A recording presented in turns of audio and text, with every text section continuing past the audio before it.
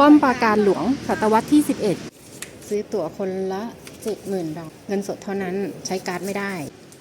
ใช่แสดงว่าตรงนี้ต้องเป็นทางด้านข้างแน่เลยเข้ามาก็จะเจอกลองใหญ่แบบนี้เขาบอกว่ามีพระรูปหนึ่งได้รับดาบมาจากเทพเจ้าแล้วพอชนะศึกชนะศัตรูไล่ศัตรูออกไปได้ปุ๊บก็ต้องเอาดาบไปคืนเทพเจ้ายังไงก็มาที่ทะเลสาบเสร็จปุ๊บแล้วก็มาเจอเต่ามารับดาบกลับคืนไปและนี่ก็คือเป็นตำนานที่ว่าทำไมถึงเรียกว่าทะเลสาบคืนดาบเพราะว่ามีเต่ามารับดาบกลับไปนั่นเองเดี๋ยวเมื่อกี้เนี้ยออฟมายืนแล้วมันเปิดไม่ได้ใช่ไหมแต่เมื่อกี้เห็นคนเขาเดินเข้าไปเฉยเลยเปิดอ่ะนี่เปิดไงหรือใช้รหัสเคาะประตูไหมเกือบเอ้านี่อะไรกรรมประตูสรุปเลยสวิตเหมือนจะไฮเทคแต่ไปซ่อนสกายดีนะเอามือออกชั้นก่อนด้านในก็จะเป็นเครื่องปั้นดินเผาที่ออฟเขาอยากเข้ามาในนี้ไม่ใช่ว่าอยากดูหรอกนะ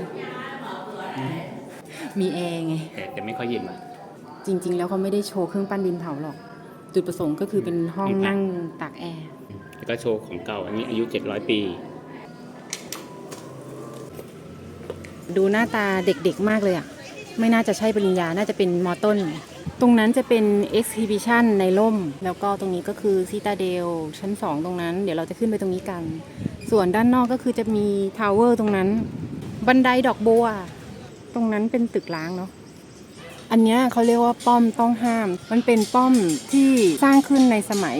ศตวรรษที่11สุโขทัยมัน700 ปีก็ประมาณปี1300อันนี้ปี1001คริสตศักราชที่นี่คือก่อนสุโขทัยแสดงว่าชุดสีขาวของเขาคือชุดนักศึกษาเนาะของใหม่หรือเก่านี่มันต้องเป็นของใหม่อะแหละตรงนี้คือทางเข้าหลักของเขาคนเวียดนามชอบถ่ายรูปมาก The Imperial Citadel of ทางลงฮานอยได้เป็น World Heritage ในปี 2010 มีอายุมากกว่า 1,300 ปี สร้างในสมัยคริสตศตวรรษที่ 11 ประมาณปีพ.ศ. 700 ถึง 900 เนี่ยยังถูกปกครองโดยจีนอยู่ แล้วก็มีการสู้รบกันแล้วก็ปลดแอกออกมาในปีประมาณพันต้นๆเป็นว่าประวัติของเวียดนามเนี่ยค่อนข้างจะต่างจากไทยก็คือไทยช่วงก่อนสุโขทัยก็มีปกครองด้วยทวารวดีก่อนเสร็จแล้วก็ศรีวิชัยเสร็จแล้วก็อาณาจักรขอมแล้วก็ค่อยมาเป็นสุโขทัยแล้วก็อยุธยามาแต่ช่วงยาวนานเลยก่อนคริสตศักราชอีกคือเป็น 2-3,000 ปีก่อนถูกปกครองโดยจีนมาตลอดจนกระทั่งประมาณ 1,000 ปีที่แล้วก็ประกาศอิสรภาพแยกจากจีนแล้วก็ก่อตั้งราชวงศ์ซึ่งอยู่ยืนยาวมาจนถึงก่อนสงครามโลกครั้งที่2เลยนะเปลี่ยนมา3ราชวงศ์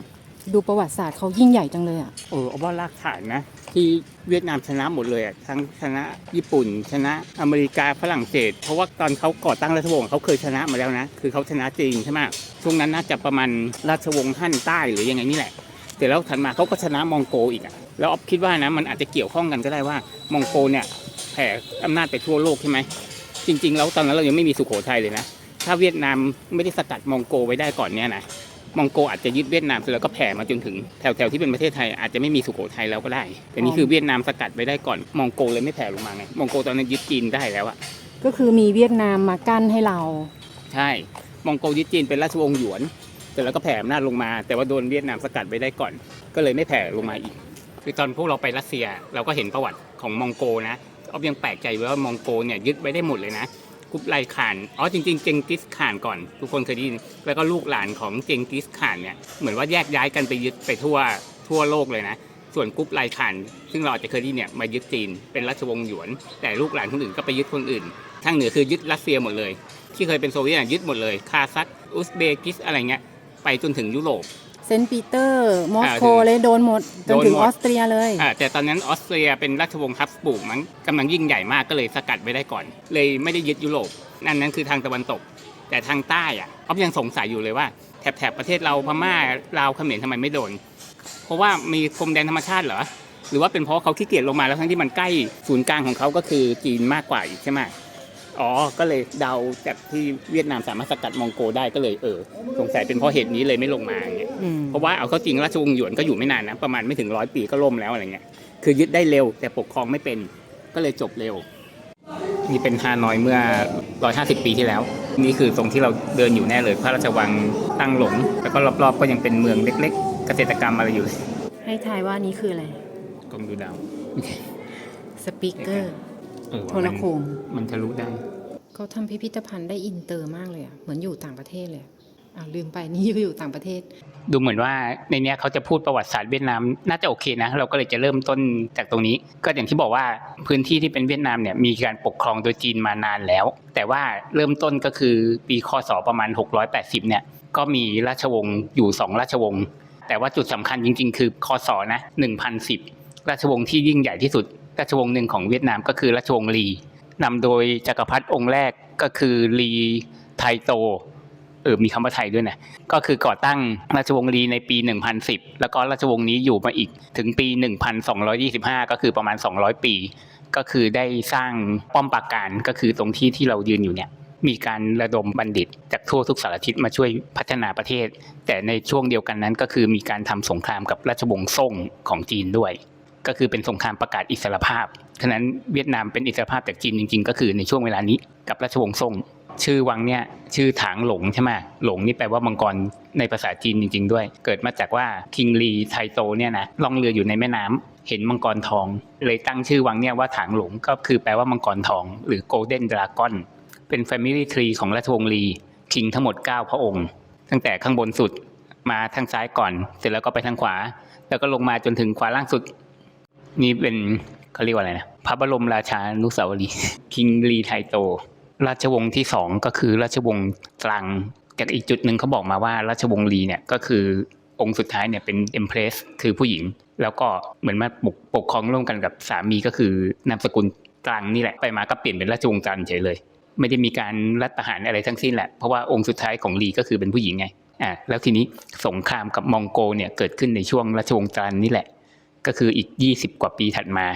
ก็คงจะเป็นรุ่น2รุ่น3อะไรประมาณเนี้ยมองโกช่วงนั้นเป็นราชวงศ์หยวนของจีนซึ่งมองโกยึดจีนได้แล้วก็เปลี่ยนเป็นราชวงศ์หยวนแล้วก็เตรียมจะมาบุกตอนนั้นไม่ได้ชื่อเวียดนามนะเรียกว่าไดเวียดทีนี้คือด้วยความร่วมแรงร่วมใจกันราชวงศ์ตันเนี่ยตันสมชื่อเขาไง เขาก็สู้ต่อหรือว่าจะยอมแพ้ดีอะไรอย่างนี้แต่ปรากฏว่ามี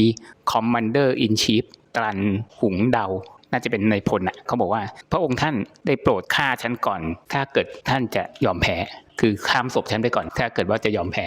ทีนี้ก็มีการไปฟอร์มกำลังกันในหลายจุดแล้วก็ประชุมกันหลายรอบสุดท้ายก็ไปเชิญผู้หลักผู้ใหญ่มาแล้วกันก็บอก invite all men in the region มาให้คำแนะนำแล้วทุกคนก็เกิดสปิริตขึ้นมาร่วมแรงร่วมใจกันจัดการไอ้ผู้บุกรุกมองโกให้ได้เลยกลายเป็นว่าสู้มองโกได้เฉยเลยทั้งที่แม้แต่ประเทศยักษ์ใหญ่อย่างจีนก็ยังแพ้รู้สึกจะซ่งนั่นแหละเพราะว่าเวียดนามได้ก่อตั้งราชวงศ์ลีเพราะว่าจะสู้กับซ่งใช่ไหมแล้วทีนี้ราชวงศ์ซ่งเนี่ยถ้าจำไม่ผิดก็มาแพ้มองโกนี่แหละเวียดนามนี่เขาไปเก่งมาจากไหนทำไมถึงชนะมองโกได้แล้วทำไมเขาชนะมองโกแล้วไม่มาลุกแบบทางลาวทางไทยเอาว่าเขาอาจจะเหมือนมีศักดิ์ศรีจากที่ว่าเขาเคยต้านจีนได้ไงเอาก็สงสัยเหมือนกันว่าทำไมเขาภูมิใจนะเขาป้องกันตัวเองได้แต่เขาไม่ขยายอาณาจักรถ้าเกิดเขาขยายนะเขาก็ไปยึดลาวยึดเขมรเผลอๆจะมาชนกับไทยแล้วด้วยซ้ำอะไรอย่างเงี้ยเขาไม่ขยายนะของเรานี่แหละรักสงบนะแต่ของเราขยายนะ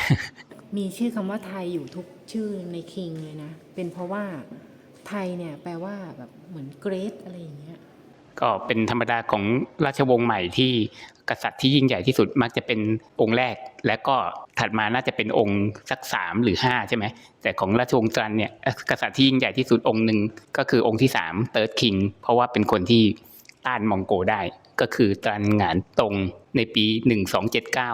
ก็คือสามารถต้านการบุกของมองโกได้ถึง2รอบคือปี1285แล้วก็อีก3ปีถัดมา1288สามารถดันมองโกกลับไปได้เป็นคนที่วางแผนการรบได้อย่างเก่งมากแล้วก็ราชวงศ์ที่2เนี่ยอยู่มา175ปีมีคิง13องค์ราชวงศ์ที่3คือราชวงศ์หลีในปี1428ถึง1527ก็ไม่ถึง100ปีนะอายุสั้นแต่ว่า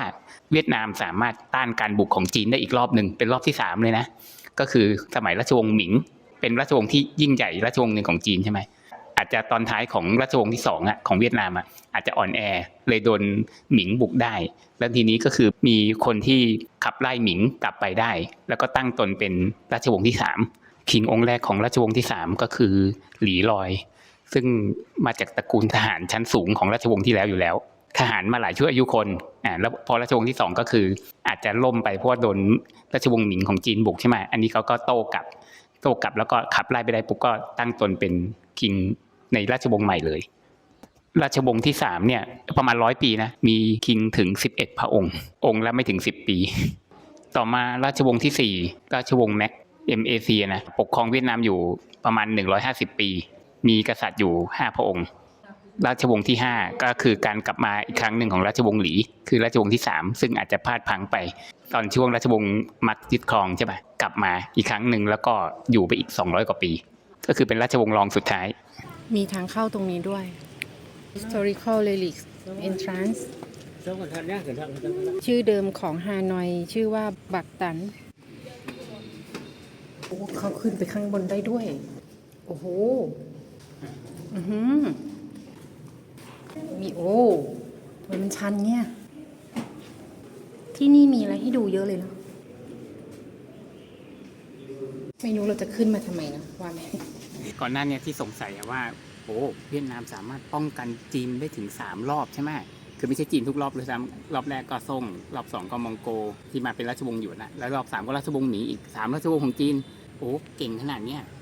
ทำไมถึงไม่ขยายอาณาเขตแค่รู้สึกว่าคนที่เก่งในการป้องกันคนอื่นเนี่ยเวลาสงบสุขเนี่ยเขามักจะตีกันเองเพราะว่าสังเกตจากคำพูดนะว่าอย่างราชวงศ์สุดท้ายคือราชวงศ์เหนียนเนี่ยเขาบอกว่าคำพูดนะเขาบอกว่าหลังจากที่ Unify Country เหมือนรวบรวมประเทศได้อีกครั้งหนึ่งหรือว่าราชวงศ์ก่อนอยู่อันนึงเขาบอกว่าหลังจากที่ชนะศึกกับ12 วอร์ลอร์ดเหมือนประมาณว่าสู้กันเองจนกระทั่งได้ผู้ชนะ1 เดียวแล้วก่อตั้งราชวงศ์ใหม่อย่างเงี้ยแสดงว่าเวลาสงบสุขเขาก็จะตีกันเองหรือยุโรปอย่างเงี้ยไม่มีใครมายึดยุโรปได้เพราะว่ามีใครมาปุ๊บต้านได้หมดเลยแต่เวลาปกติปุ๊บตีกันเองฝรั่งเศสอังกฤษกัดกันเองอะไรอย่างเงี้ยบอกว่าเป็นหอคอยที่สร้างขึ้นในราชวงศ์เหนียนเป็นราชวงศ์สุดท้ายออกมาแล้วตอนเกือบ5 โมงเย็นแท็กซี่ไม่จ้ะแล้วเดี๋ยวเราจะเดินไปตรงข้ามเพื่อจะดูว่าเขาให้เราเข้าไหมเพราะว่ามันน่าจะหมดเวลาแล้วข้ามมาแล้วเราไม่ต้องมองใครนะเราเดินดุ่มๆเข้าไปเลยตรงนี้เป็น archaeological site เขาสำรวจอยู่หรือเปล่าหรือเขาหยุดไปแล้วมีเหรียญอะไรบ้างไหมจะเอามาโยนประเทศนี้เขาไม่ใช้เหรียญมีแต่แบงค์ใช่ปะมีแต่แบงค์1,000 ดองก็แค่บาทกว่าก็ยังเป็นแบงค์เลยนี่ไงหินพวกนี้ที่เขาไปขุดมาได้เวลากลับบ้านแล้ว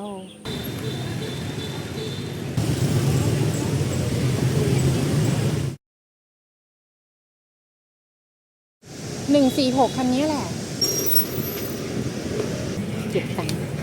คนละ12,000 ดองแล้วเราก็จะข้ามถนนไปฝั่งนั้นเวียดนาม Museum of Ethnology คนละ 40,000 เดี๋ยวเราจะเข้าด้านในดูก่อนเวียดนามมีประชากรตั้ง96 ล้านคนแน่มีเผ่าพันธุ์ถึง54 เผ่าแล้วก็อีกไมเนอร์53 ไมเนอร์นะชนเผ่าไทยก็เป็นหนึ่งในกรุ๊ปเหมือนกันนะนี่ไงชนเผ่าไทยแล้วก็มีชนเผ่าม้งด้วยนะนี่ไง90 ล้านคนพูดภาษาไทยกะไดคือมันเป็นกลุ่มภาษาทำนองเดียวกันโทนเสียงเดียวกันอะออริจินอลมาจากไชน่ามีถึง8ชนเผ่าที่พูดภาษาไทยในเวียดนามถ้าสมมุติเราไม่รู้เรื่องอะไรเลยเนี่ยนะเขาแบ่งกลุ่มเชื้อชาติที่ใกล้เคียงกันเนี่ยตามสีกลายเป็นว่าของไทยเนี่ยเชื้อชาติเดียวกันทั้งประเทศแต่คุมไปจนถึงลาวเกือบทั้งหมดแล้วก็เวียดนามทางซ้ายบนด้วยสีเขียวเนี่ยก็คือเวียดนามกัมพูชาคือเชื้อชาติใกล้เคียงกันแล้วก็ไปถึงสีเขียวข้างล่างคือมาเลเซียประมาณครึ่งประเทศก็แบ่งนะเป็นกลุ่มเดียวกันนะคือไม่ได้แบ่งตามศาสนานะบอกไว้ก่อนสีเหลืองเขาเขียนว่าไทยกะไดสีเขียวก็คือเวียดนามกัมพูชาแล้วก็บางส่วนของมาเลเซียก็เป็นออสโตรเอเชียติกแล้วก็สีส้มก็คือออสโตรนีเชียนถ้าแบ่งตามสีนี้เมียนมาเกินครึ่งไม่มีความใกล้เคียงกันเมียนมาเป็นซีโนทิเบเทียนซีโนก็คือจีนใช่ไหมทิเบเทียนก็คือคล้ายๆทิเบตกลายเป็นว่าเขาไปคล้ายกับทางจีนตอนล่างที่เป็นทิเบตเลยมีคำว่าไทยอยู่ตรงนี้เยอะเลยประเทศเราเนี่ยก็มีชนเผ่าม้งใช่ไหมที่เป็นชาวเขาที่นี่ก็มีม้งดูดิเขาลงทุนทำเอ็กซิบิชันนี้มาแค่4 เดือนเองอะเดือนตุลาปีนี้จนถึงเดือนมกราปีหน้าเรามาในส่วนของบ้านชนบท นี่ Water Puppet Theater ของจริงเป็นแบบนี้ ยิ่งใหญ่อลังการ มีบึงใหญ่ แล้วก็มีโรงละครใหญ่ แต่ที่เราไปดูในโรงละครอันนั้นคือเขาจำลองมาเนอะนั่งรอแสดงเหรอทำไมดูใหม่จัง เขาได้ด้วยเหรออืมเขามีโต๊ะด้วยอ่ะ ตัวอักษรจีนอยู่ข้างบนเป็นหลักฐานว่าอพยพมาจากจีน เขามีหีบ เขามีเตียง อืม ดูเป็นผู้ดีนิดนึงด้วยนะ ดูสิ มีตู้มีเตียงทุกบ้านเลยอ่ะ มันดูเป็นระเบียบเกินไปกับบ้านชนบท เขามีทีวีด้วย มีพัดลมด้วย ขวางซะสูงด้วยนะ เป็นบ้านของคนมีกระตังนั่นแหละ นี่ไง มีหีบสมบัติด้วย เขาทำสะอาดจังเลยอ่ะ ดูไม่เก่า ดูไม่เหม็น ไม่ได้สกปรกอ่ะ ดูใหม่ๆ อันนี้ที่สีข้าวแน่เลย คงไม่ใช่เครื่องทรมานใช่ไหม ไม่ใช่เอาไปบดหัวกันนะ หมุนมนให้ข้าวมันล่วงลงมา ก็บ้านที่ดูเนี่ยก็คืออยู่ตรงส่วนนี้ของประเทศใช่ไหมไม่น่าเชื่อนะเขตเนี่ยคือเขตของชาวเขา ที่ฮานอยนี่เขามีน้ำท่วมใช่ปะถึงได้สร้างสูงขนาดเนี้ย มันเลยแปลงมาก เขาขึ้นกันแบบนี้จริงๆเหรอเอ้ยแต่มันตกเอ้ย ขึ้นไปแล้ว ขึ้นไม่เท่าไหร่นะ ไม่น่ากลัวนะ แต่ไอตอนลงนี่ดิ เดินเข้ามาในบ้าน มันหยุมอ่ะ ตรงนี้คือที่นั่งล้อมวงจิบชากัน communal house เดาถูกเห็นไหม ไม่ใช่บ้าน มันเป็นเหมือนหอประชุม หัวของควายที่ถูกบูชายัน หรือว่าสัตว์ที่ไปล่ามามักจะเอามาไว้ในนี้มาประดับเหมือนเป็นโทฟี่เป็นถ้วยรางวัล แล้วก็เป็นเกียรติยศของชุมชน หรือว่าอะไรที่เป็นถูกบูชายัน หรือเครื่องรางของหมู่บ้าน ก็จะมาเก็บเอาไว้ที่นี่ ดูลูกค้าอีกเขาทัน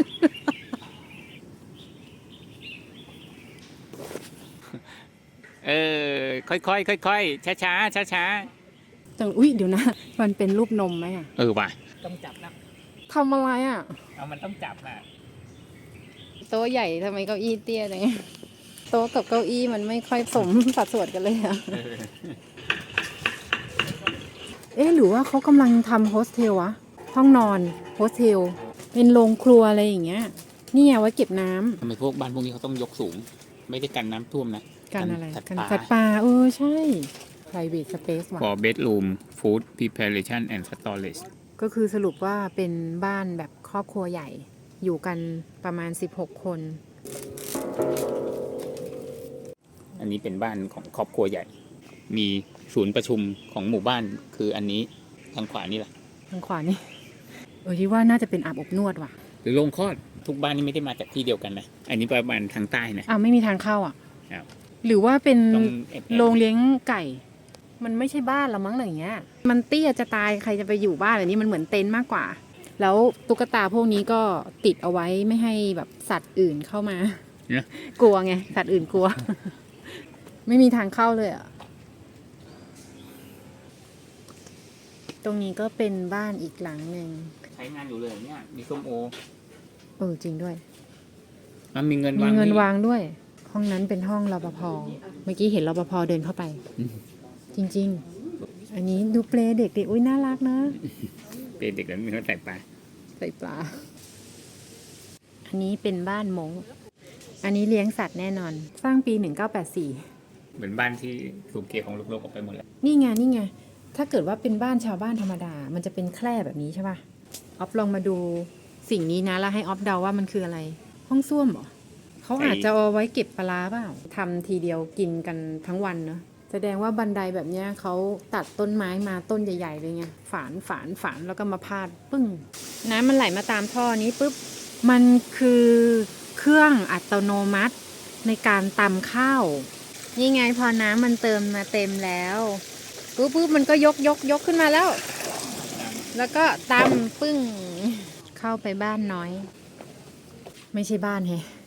สเตเบิลแอนด์บานโอ้โหทำสวยจังเลยเนาะบ้านนี้ดูเป็นบ้านครอบครัวเล็กๆ น่ารักอะไรอย่างเงี้ยห้องนั่งเล่นห้องกินข้าว อันนี้ห้องนอน นี่คือเป็นบ้านที่สร้างขึ้นมาใหม่จากของจริงในปี 2004 ลาวไคอยู่ทางเหนือสุดของประเทศเลย อยู่ติดกับจีนเลย โหใช้เวลาสร้างแค่56 วันเองเหรอ ตรงนี้เป็นบ้านดิน ในเขต บ้า นี้ น เลย ไทยเหงียน ในเขตนี้เลยนะ เขตฮานอยนี่ อันนี้ดูเหมือนเป็นไทยหน่อยเนอะ บันไดดูเป็นไทยดิ แต่ว่า บ้านก็เหมือนเป็นไทย นี่ไงมีหน้าต่างแบบเนี้ย เหมือนของไทยเลยเนาะ อันนี้ห้องข้าวใหม่ปลามัน บ้านนี้ดูคุ้นเคยมากที่สุด เข้ามาหมดแล้ว ที่มีเกิดเป็นโคตรถูกเลยนะ40,000 ดอง50 กว่าบาทนะ เข้าได้เยอะขนาดนี้ น่าจะเป็นลาวแหละเนี่ยมีข้าวเหนียวด้วยเห็นปะใส่บาตรด้วยข้าวเหนียวเนี่ยกรวดน้ำแบบนี้ต้องเป็นลาวแน่นอน อันนี้คือมอสดรัมเรียกประชุมที่มอสลายเส้นการ์ตูนเขาอะเป็นแบบอินโดเนอะว่าไหมเอเชียอเมริกาก็มีนะแอฟริกาก็มีอ้าว ไม่มีศิลปะแปลก อันนี้เกี่ยวอะไรกับเกาหลีอะ ๆ เหมือนว่าราชวงศ์แรกของเวียดนามคือราชวงศ์ลีอ่ะเคยเดินทางไปที่เกาหลี ราชวงศ์โกเลียวในปีประมาณ 1,000 ต้นๆอ่ะ แล้วราชวงศ์ของเกาหลีก็ให้การต้อนรับเป็นอย่างดี แล้วก็เกาหลีเองก็เคยมาเยือนที่นี่ ราชวงศ์โจซอน เอาเป็นว่าด้วยที่ตั้งของฮานอยเนี่ย เมื่อก่อนไม่ได้ชื่อฮานอยนะ ชื่อถังหลงอ่ะ เป็นที่ที่เหมาะกับการเดินเรือไปจีน ไปเกาหลี ไปญี่ปุ่นอยู่แล้ว ก็ไม่แปลกมันติดทะเลอ่ะ วิเขาให้เราใส่ชุดด้วยอะนี่เขาไม่ได้ห้ามนี่ Please try on ฮันบก by referring to อุ๊ยล่วง นี่เขาสอนวิธีการใส่ด้วยนะ เดี๋ยวคืออันนั้นผู้หญิงไหม สีชมพู อ๋อ ชอบสีชมพูเหรอ อ๋อ เพื่อนสาว เนี่ยเสื้อยังสี เดี๋ยวมันเป็นของผู้ชายเหรอ เฮ้ย น่ารักอ่ะ เพื่อนสาว ทีเอาบ้าง อันนี้ของฟรีเราก็ชอบเลย เกาหลีหรือชุดชาวเขาเนี่ย ใช่เหรอ มันเอาออกไม่ได้อะไม่ใส่ละอันนี้ ตกลงอันนี้เป็นชุดคลุมแบบนี้เลยเนี่ย เขาต้องคลุมแบบนี้ ไปเกาหลีเสียค่าชุดไม่ใส่ ไม่ต้องแล้ว อันนี้เหมือนกางเกงนอนเลยอ่ะ โอ้ขัดวิก ต้องมีกระบังด้วย ถึงจะเหมือน เหมือนคนบ้าสวยไหม สวยอ้าว โอ้ยเห็นแล้วอยากไปเกาหลีเลยว่ะออฟจีไม่ไหวแล้วอ่ะจีอยากไปเกาหลีมากเลยอ่ะ วิธีการทำกิมจิ ใส่เกลือ โอ้ยหิวอ่ะ ไปเถอะอ๋อนี่ไงชีวิตในชนบทนี่ไง มีอยู่3ส่วนนะก็คือส่วนนี้แล้วก็ส่วนสวนแล้วก็มีส่วนตึกตรงนั้น เปิด8โมงครึ่งถึง5โมงเย็นยกเว้นวันจันทร์และวันตรุษจีน อันนี้คือคนที่จะให้มีไกด์อธิบาย ถ้าภาษาอังกฤษก็ 100,000 ดองก็130 บาทเท่านั้นเอง หรือถ้าเกิดจะไปเดินอธิบายในสวนก็มีแต่ภาษาเวียดนาม อันนี้มองในมุมมองคนขับบ้างคนขับเขาไม่หงุดหงิดเลยว่ะเขาไม่กระฟัดกระเฟียดเลย น่ามาลองขับมอเตอร์ไซค์ในเวียดนามไหม วันนี้เรามาที่ Vietnamese Women Museum คนละ 40,000 ดอง มีล็อกเกอร์ด้วย เดี๋ยวบอกว่าเอาไว้ดึงเด็กออกมา รู้ได้ไง เอาไว้ดึงหัวเด็กอ่ะ อันนี้คือพิธีแต่งงานของเวียดนาม ก็มีกลุ่มชนเวียด กลุ่มชนเยา กลุ่มชนไทย เป็นกลุ่มคนเล็กๆ นี่ดูดีเหมือนชาวเขาแถวภาคเหนือของเราเลยนะ นั่นแหละสิ ห้องนี้ก็เกี่ยวกับการเพาะปลูก คนเวียดนามอ่ะเขาให้ความสำคัญกับผู้หญิงมากนะ ผู้ชายออกรบหมดไง เพราะว่าเวียดนามนี่คือรบกันมาตั้งนานแล้วนะ เพิ่งจะมาสงบศึกแล้วก็เปิดประเทศแค่ไม่กี่สิบปีที่ผ่านมาเองนะ แปลกเนอะเขาต้องเอาของพวกนี้มาใส่ในกระจกด้วยนะ ดูมันเหมือนเป็นของมีค่ามาก เหมือนชุดชาวเขาเลยนะนี่เราอยู่ทางภาคเหนือเราหรือว่าอยู่เวียดนามวะเนี่ย ก็เราเคยไปแม่ฮ่องสอนนะเลยรู้ว่าในอดีตนะเมื่อไหร่ไม่รู้ว่าเขาก็เป็นอยู่จีนนั่นแหละแล้วเขาก็เหมือนหนีมา แต่ว่าจะหนีลงมาหรือคนนั้นอีกก็ไม่ได้เพราะว่าติดไทยไม่ให้เข้า หรือยังไงไม่รู้ว่าลงไกลก็ไม่ได้ขึ้นกลับไปก็ไม่ได้เพราะหนีมาใช่ไหมเขาก็อยู่ตามเขาเนี่ยก็เลยกลายเป็นชาวเขาไปหมายถึงส่วนหนึ่งนะส่วนหนึ่ง ไม่ได้ เนี่ยมันต้องดันเข้ามาอย่างนี้ไง